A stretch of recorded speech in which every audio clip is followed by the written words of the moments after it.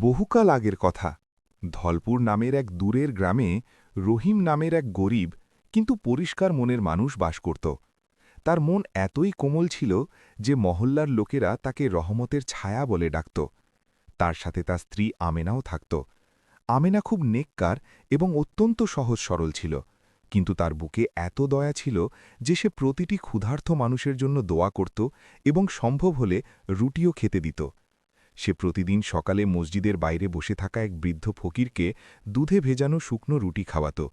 তারপর কাছের এক অসুস্থ বৃদ্ধা নারীর বাড়িতে গিয়ে পানি ভরে দিয়ে আসত। আর যখন কোনো এতিম বাচ্চাকে কাঁদতে দেখত, তখন নিজের চুলা কেটে একটি রুটি কম করে সেই বাচ্চাকে পেট ভরে খেতে দিত।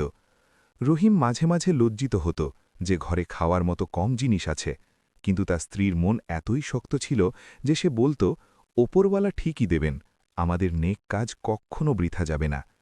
এভাবেই তাদের দুজনের জীবন শান্তিতে কেটে যাচ্ছিল। কিন্তু ধলপুর গ্রামে দারিদ্র্যের চরম আঘাত ছিল। কাজকর্ম খুব কমও ছিল। মজুরির বিনিময়ে কখনো 2 দিনের খাবার জুটত, আবার কখনো 4 দিন পর্যন্ত কিছুই মিলত না। তবুও আমেনা কোনো অভিযোগ করত না। যখন চুলা ঠান্ডা পড়ে থাকত, তখন সে বাচ্চাদের জন্য দোয়া করত এবং নিজে খালি পেটে ঘুমিয়ে পড়ত। সে আশেপাশের মানুষের ঝগড়া মিটিয়ে দিত। 2 বোনের মধ্যে ঝগড়া হলে তাদের বসিয়ে বোঝাত। প্রতিবেশীর বাড়ির বাইরে দিয়ে যাওয়া বাচ্চাদের থামিয়ে বলত, বাবারা, ঝগড়া করো না, একে অপরের সাথে ভালোবাসায় বাঁচো। এভাবেই দিনের পর দিন করে 7টি বছর কেটে গেল। একদিন হঠাৎ আমেনা অসুস্থ হয়ে পড়ল। প্রথমে হালকা কাশি, তারপর সর্দি, আর তারপর দুর্বলতা এতই বেড়ে গেল যে সে উঠে বসতেও পারছিল না। রহিম খুব অস্থির থাকত। কখনো হেকিমের কাছে ছুটত, কখনো কারো কাছে ধার চাইত, আবার কখনো দোয়ার জন্য ইমাম সাহেবের কাছে যেত। কিন্তু রোগ দিন দিন কেবল বাড়তেই লাগল। সারা রাত সে বিছানায় শুয়ে থাকত। রহিম তার পাশে বসে কুরআন তেলাওয়াত করত এবং তার চোখ পানিতে ভরে যেত। আমেনা হালকা হেসে বলত, সব ঠিক হয়ে যাবে। কিন্তু তার সময় এবার ফুরিয়ে এসেছিল। একদিন সকালে সে চিরদিনের জন্য এই নশ্বর পৃথিবী ছেড়ে চলে গেল। ঘরে কেবল নিস্তব্ধতা নেমে এলো, আর 2 ছোট ছেলে আরিফ এবং সাদমান কাঁদতে লাগল।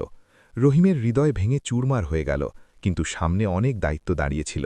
ঋণের বোঝা চেপে বসেছিল, ঘরের দেয়ালে ফাটল ধরেছিল এবং পেট খালি ছিল। এই বাধ্যবাধকতাই তাকে নগরপুর শহরে যেতে বাধ্য করল।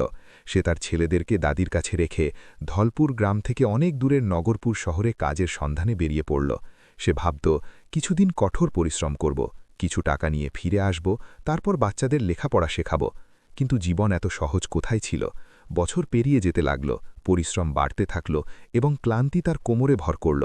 অনেকবার সে রোগে ভুগেছে, অনেকবার লুণ্ঠিত হয়েছে,